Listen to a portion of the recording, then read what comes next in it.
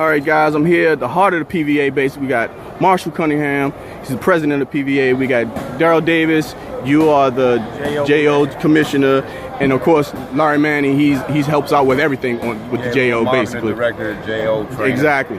Now, since 2018, you guys made a transition, and now you guys are working on some new things, and basically to get PVA growing more rapidly and also create more income coming in for the PVA for the future, for the kids going to these tournaments and different national. But also, Marshall, we just talked about something big that you really want to happen is actually bring a national tournament here. How do you think about going about doing that? Oh, I'm going to get with the powers that be to try to make this a reality. Because, we got every resource here, and we deserve to host a national tournament. If West Virginia can host one for 4 years, we can at least get in the mix somehow. Yeah, and the one with West Virginia, I've been to tournaments, especially the one that happened just recently. I've been to regular tournaments here that was put on better than what I saw in West Virginia. Yeah. You know, and maybe it's just because they don't have the resources like we know we have here. Right. So what did you take from that, from seeing what you saw in West Virginia?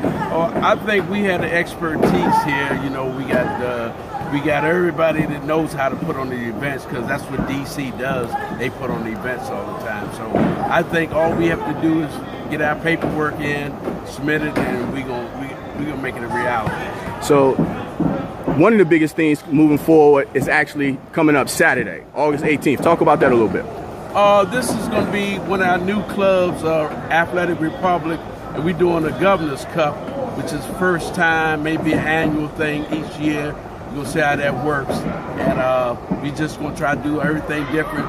And our signature program is our Junior Olympic program. And we always trying to boost our JO program. Darryl, I know you had a big part in planning into that. What was your goal? What was your part in planning to the Governor's Cup? Matchmaker, making sure all the fighters get here, make sure they're evenly matched and, at the highest level as far as under USA boxing. A lot of ranking fighters coming here, just trying to get everybody to fight each other and just keep the ball rolling and just keep boxing alive in DC. Speaking of fighting on a high ranking level, is that also one of the goals to put DC on the map when it comes to amateur boxing, to fight some of the elite and have some more of the elite fighters in the area? Yes, that's the whole purpose in hosting a national tournament. I want to bring some of them elite boxers here from all over the country, because you know, it's a fraternity already. Our kids know all these kids from California, Florida, and everything. I want to bring everybody, the whole nation together and support this one cause, our JO National, on one of the qualifiers. And Larry, when it comes to like bringing people together, what kind of contacts you've been making to make things happen? Oh, well, first of all, I think you've been one of the biggest contacts, Juan, just the social media itself. And as we go through these different events, different shows, talking to the constituents, you know, informing the people. So many people are uninformed as it comes to to the game of boxing, you know, and having coached sports for a lot of years, particularly football, coming to boxing, what I found is that these are the most humble, disciplined, passion, you know, young athletes you could ever be associated with. So I think as we get out here and show that the game of boxing is really a tremendous sport, and fans are starting to come out. You know, it's not a goon sport. These kids putting on the type of skills, displaying the type of skills that they do. I mean, you got 8-year-olds emulating Ali, you know, you got 10-year-olds emulating Mike Tyson, and it goes on. And then to the display of the trainers. You know, these guys out here working hard. It's a sweatshop, you know, and you're just giving so much of your spirit, so much of your soul. So making sure people are informed as opposed to uninformed about what our youth are doing out here in the sport of boxing. Yeah, and you know, boxing as a whole anyway, especially in this area, was more of a tight-knit community type sport. People on the outside of boxing didn't really know exactly what was going on. So what are you guys doing as far as reaching out to congressmen and in the mayor's office and things like that to get the I want to say the political side involved, to let them know exactly what's going on, and this actually helps the youth, keep them off the streets and everything, and it makes a change for everybody. Absolutely. Well, if you think about the Mayor's Cup real quick, you think about the Mayor's Cup, the Governor's Cup, you know, we're starting to title these events, which are capturing some of the political affiliation, in particular within the D.C. metropolitan area. So I'll let Mr. Cunningham further elaborate on that point. Well, I'm glad you asked that question, because what we need to do, we need to give our kids exposure to this, because I've had folks, especially educators, come up to me and say, "Oh, this is a brutal sport," and I was like, "No, you got this mixed up. This is not a brutal sport. This is an Olympic sport." And I asked them to come out and see what we do. And once they came out and see what we do, they all on board now to support our program. And actually, the organization, when I mean organization, I mean how things are organized when it comes to the weigh-ins, when it comes to having kids' medicals, when it comes to making sure the kids have what they need, the proper training and things like, because at one time it was backyard training basically, you know, pops, you know, dads bringing their kids to the gym, working out with the gyms and things.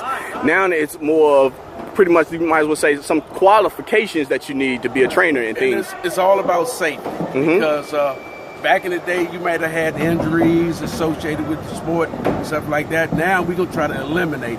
Worst we have maybe in boxing is maybe a nosebleed or something like that. Yeah. But I did some research on the study, AMA study on sports-related injuries. Boxing was nowhere on the list. Okay. In the top 10. Now, that sport's fairly safe. You know, you're gonna get hit, and that's why you condition yourself. Now, when it comes, we have a lot of gyms now. We know we only start with like a handful of gyms, Marshall. You know, we only start with like a handful of boxing gyms in this whole entire area, Washington, D.C., Maryland, and Virginia.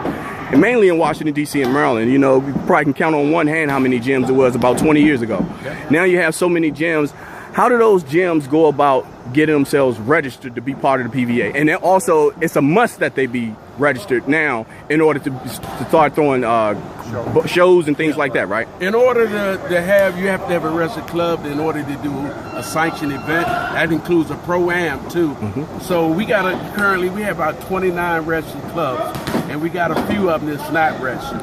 And you know, I'm trying to get them to come on board, because it makes a lot of sense where if you pay $225 per year, you cover an $11 million rider on the showing. So for $250. Yeah, for $225. $225 entire year. Exactly. You can't get insurance nowhere for that price. And as far as the trainers, do trainers have to be registered through PVA, and also when it comes to that? Yes, everybody has to be registered, and certification too. That means level of certification. Okay. You got level 1, 2, and 3 levels of certification. You got to take this safe sports thing, all coaches, and this has nothing to do with boxing. This all have to do with coaching. That everybody that's a non-athlete has to take this safe sports training. It's to all you parents out there that, like, my job for the JO Commission, you know, I'm always looking for the young fighters, keeping them active, getting them ready to fight in the nationals. Like, if you at a gym more than 4 months, 3 months, if your child hasn't even had one fight, what I'm trying to change right now. When he's of age, basically. When he's of age, when he's of age. Like, if he's green, I want them to throw them in there so we can build them, not just for their gym, build them for our JO team. Like, and don't worry about wins and losses while they're getting experience as they new, instead of, you box for 2 years. And if you train for 2 years and you jump in the ring, you're still green. So you're green going on 4 months. So why not get it out the way now as we're building it so we can keep boxing alive? Because technically we don't have that many fighters as far as the future. We got a lot now, but when the 15s, the 16s, 17s, when they get 18, 19, 20, that's my job to bring up that new group. So to you parents out there, that if your kid is not fighting and you're wondering why, come to me and I'll give you the best advice of what trainer to go to or what gym to go to that'll be best fit for you and your son if he's not fighting. And when we talk about safety, also referees, they have to go through some vigorous actually classes and things like that in order to, you know, be able to get inside the ring. Everybody's a member of USA Boxing. They covered under liability insurance. That includes coaches, athletes, and officials, and everybody else, administrators. Everybody's covered under liability. The safety aspect of, you have to go through certification training and levels of certification every 2 years now. All right. So there you have it. Well, Juan, can I Yep, plug sure. one thing real quick? Uh-huh. I noticed on your blog or on your post, you know, you really give a lot of information out there for the viewers that see that. When we talk about the pro card, I noticed you put out something about a month ago, and there was a listing, I think, the majority of the weight classes in the pro rankings. Okay. I know that you also do that, Juan, with the amateur fighters. Yep. So I would like to just say for your viewers out there, please take a look at Mr. Marshall's blog, because it's going to list, like the card that's coming up this Saturday at APR. I mean, we have a top-ranked card. And a lot of those fighters those names that you see on that particular bout sheet are going to be ranked fighters, ranked in the top 10. And we got a couple number 1s, couple number 3s, couple number 4s. So I would suggest, if you really want to follow the game from the outside without talking to anyone on the inside, follow Mr. Marshall's blog, and you'll get all that good information on what's going on with these amateur fighters, ladies and gentlemen. And also with that, also Gary Digital Williams blog with boxingalongthebeltway.blogspot.com. Yep. Gary's been covering boxing in this area for 30 plus years, and both amateur and professional side. So he saw a lot of world champions that we have, a lot of retired world champions that we have. He saw them when they were amateurs. Absolutely. So he saw them all. So that's boxingalongthebeltway.blogspot.com, and that's Gary Williams' site, and my site is proamfightalk.blogspot.com, and also the YouTube page is Pro Am Fight Talk. And for the PVA, it's pvaboxing.org. If you want to make any contribution, donations, because to fly these kids around the country and to put them up in hotels, to feed them, it costs money, ladies and gentlemen. So pvaboxing.org goes directly to the president, Mr. Cunningham, and anything that you do, $1, $2 is appreciated by the PVA. Yeah, and those funds go strictly towards the PVA when they throw these tournaments, when they have traveling teams, and when these tournaments come up out of the state, these guys have ways to come up so these parents don't have to come up with a lot of money for themselves. That's Yep. Well, we exhausted all our revenue for our JO program this year. You know, we bought uniforms, boxing uniforms, warm-ups, gloves, all types of equipment, and travel, lodging, meals, everything. So we got to start all over again for next year. Exactly. So those funds are being well used, even though they're exhausted. They are for the purpose of for the kids. So you guys keep on donating. Go to that website again. Let's give it to me one more time. pvaboxing.org. O-R-G. There you have it.